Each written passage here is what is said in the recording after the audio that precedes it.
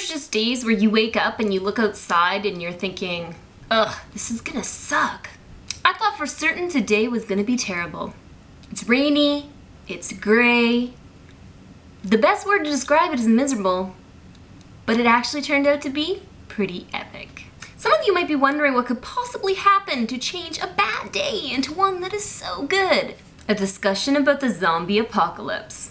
Just like any natural disaster, you need to be prepared. Sometimes you have to sit down and itemize what you're gonna do in case of an emergency. When the zombie apocalypse happens, are you gonna be ready? Because when those rotting corpses come to eat your face, it's gonna come down to one thing: ruthlessness. Now think about it. When the zombie apocalypse comes, are you gonna be ruthless enough to survive by any means necessary?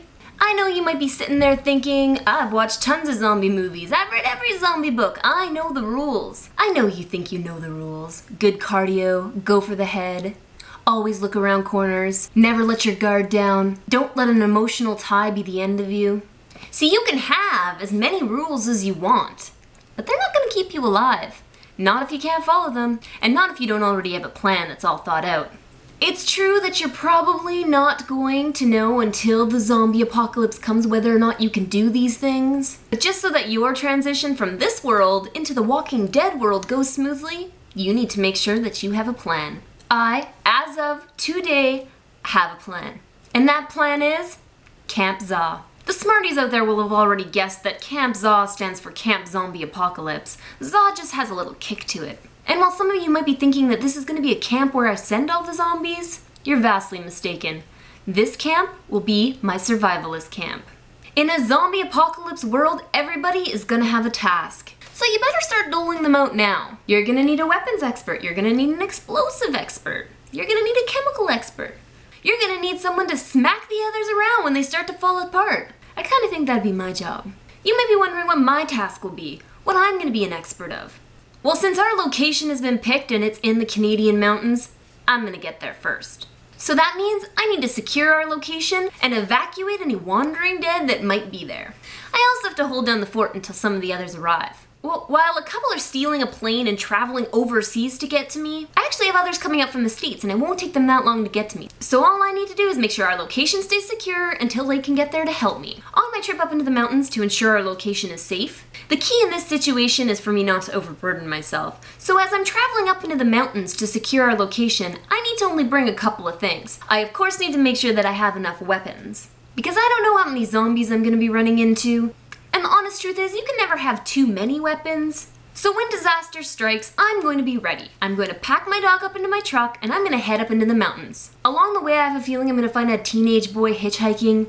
I'm going to drive past him at first, but then the guilt's going to rise up inside of me when I see a bunch of zombies running down the street towards him. So I'm going to reverse my truck really fast, tell him to get in, and then we're going to speed away. Now I know what a lot of you are thinking. Is it safe to pick up strangers? Here's the rule. You can pick up strangers and incorporate outsiders into your group as long as they do not overpower you. There's only going to be me and Oliver in the truck, so that means I can only pick up one stranger. So if me and this teenage kid are motoring along and I see another hitchhiker at the side of the road, I'm not picking him up, because then they will outnumber me.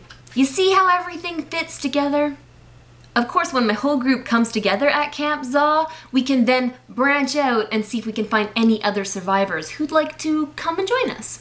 Ideally, in a zombie-ridden post-apocalyptic world, you're going to want to travel by yourself. But that's the old way of doing things. The new way of doing things is getting a select group of people together that will work cohesively. Preferably ones that are moderately attractive, so that you can have some fun while at Camp ZA. And the super exciting part of this conversation that we had, we've decided that we're going to do a zombie collaboration.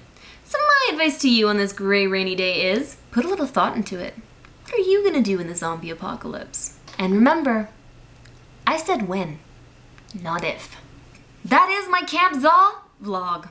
This is my vlog about Camp ZA, and I hope you enjoyed it. And I'll see you all next week for That Girl Tyson.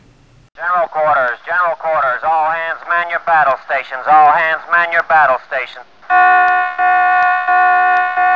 Also, I really wanted to thank Simon for sending me this postcard from Hong Kong. This is the beauty of having friends all over the world. They send you things, like postcards. So thanks, Simon. I appreciate it.